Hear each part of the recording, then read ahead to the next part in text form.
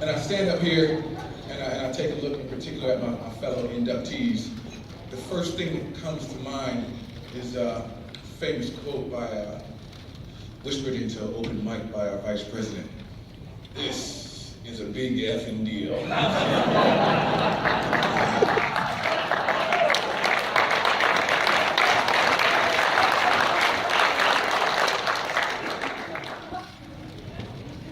Coming to Georgetown, the likelihood that I'd be standing here in order to accept this honor was slim and none. I mean, skinnier than I was at 165 pounds, soaking wet, 6'2", coming in.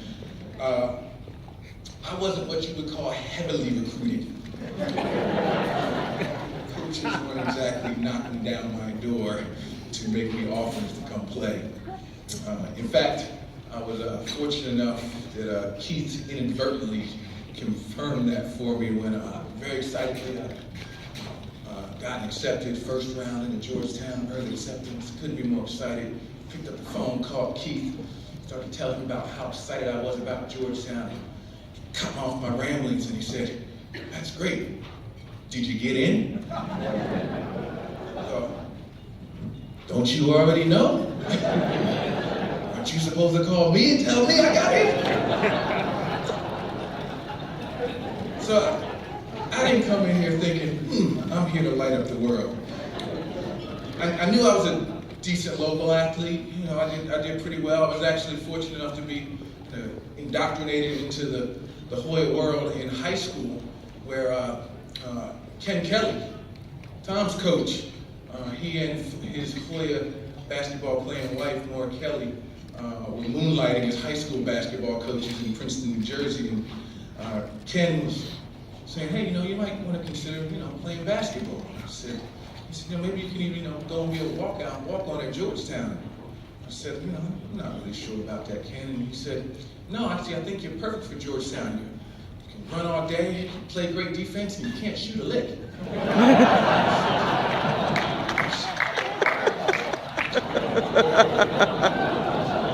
Thanks for that, Ken. But for me, soccer was always my passion. And while it was clear to me that I wasn't, going to come in and be high impact from the start, because frankly, I had a lot to learn. I had a lot about the game to learn. I came in with a really limited understanding of how to play the game. And what I did come in with, though, was this deep, abiding, almost naive belief and confidence that if given the chance, that I could rise to whatever challenge was put before me. What I found when I came to Georgetown is that this was a tailor-made environment for me. Keith and Rudy, Jimmy Escobar and Tommy Graham and TK before him, they saw in me things that I didn't see in myself. And over time, that belief and that little kernel that they saw in me helped me to open my eyes to what I could achieve, and more importantly, to the role that I could play in helping our team be successful. And then, of course, I had Phil Wellington as my roommate. When I walked on campus freshman year, I remember getting my little card with your roommate's name on it. Philip James Wellington. And I'm thinking, okay, I got some English guy from some private school, probably. I'm gonna have to rough him up a little bit.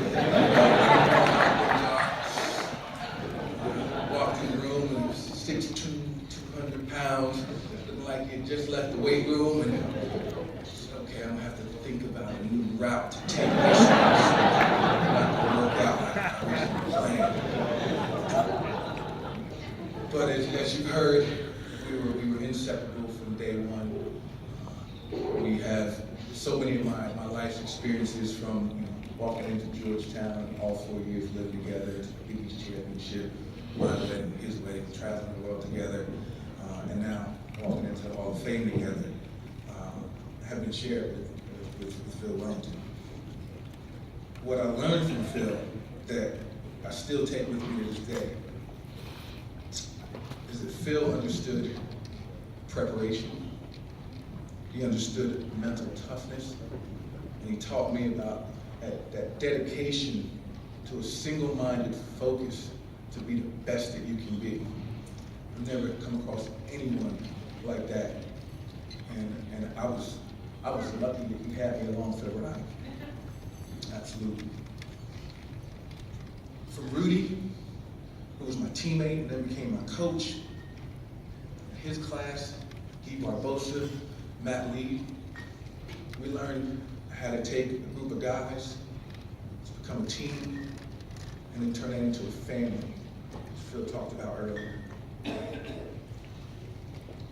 with the foundation that Keith had built and the way that he integrated into the program, the alumni, the people who came before us,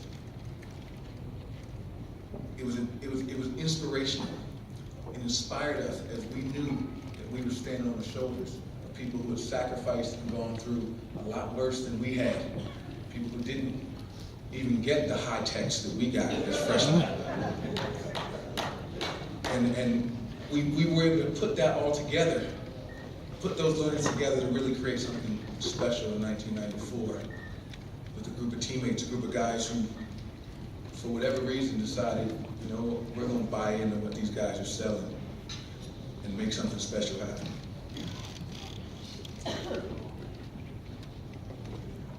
The key point that I'm trying to make about tonight, and I think a lot of the other inductees echoed this as well,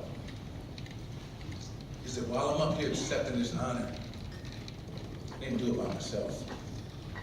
None of us did it by ourselves. There's a legion of people here and not here, whose shoulders we stand on, that have given us the opportunity to stand up here. And yes, no question about it, I worked my butt off. You know, I put in the time. I went to the gym. I tried to make myself bigger, faster, stronger, and better, and mentally prepare myself to be the best that I can be. Most of the time, most other people, no one's there watching. But I didn't do it by myself. We don't have, you guys don't want me to take the time it would take to thank all the people who are responsible for me being up here. But there are a few people who I do need to touch on. People who touched my life and inspired me before I ever stepped foot on the Georgetown campus. First is my first cheerleader. She used to run up and down the field screaming and cheering, kick that ball, until she fell in a hole one day and she decided, I think I'm just going to do this from the chairs. And that's my mom.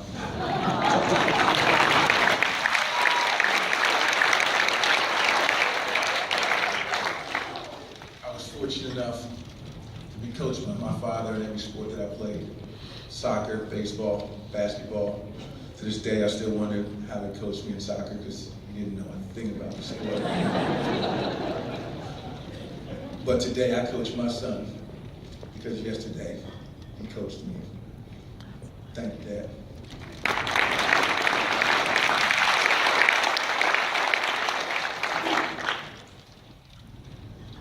And then there's the first athlete that I ever looked up to. 5 years old, itching to play, because my brother was playing before me. And I watch him out there and I say, man, you guys gotta let me play. I gotta be like that. I gotta run down that field. My brother, first athlete that I ever looked up to.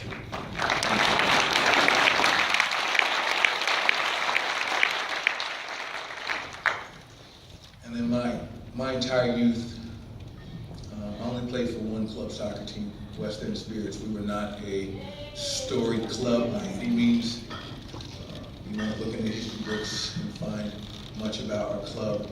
But as I coach my son, I've learned that one of the greatest gifts that a coach can give to an athlete, a child, is to inspire in them a passion for the sport that they play. And my coaches, Mr. Burroughs, Mr. Jackson, recently deceased Mr. Hewitson, wildly successful and inspiring me a passion for the sport of soccer. course, I want to thank my wife. My wife is as tough or tougher than anyone I ever faced on a playing field. But she does that combined with a grace and class that I can only hope to emulate. And finally, my children. My son Teus, the birthday girl, my daughter turned 9 today, Cypress. My youngest daughter, Pepper, who's doing laps around the table right now. I'd like to ask the three of you to stand up.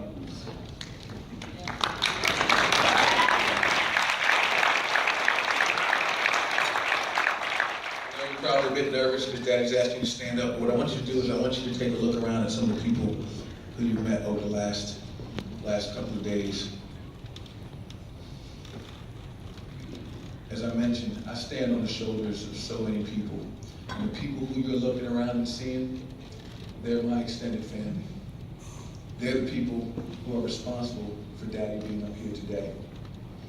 So if there's any one thing that I want you to remember about tonight, it's that Daddy didn't do this by himself. These people are just as responsible for me being up here as anything that Daddy's ever done. I want to thank you guys. I want to thank the Hall of Fame committee. I want to thank everybody. It's a tremendous honor. Have a wonderful night.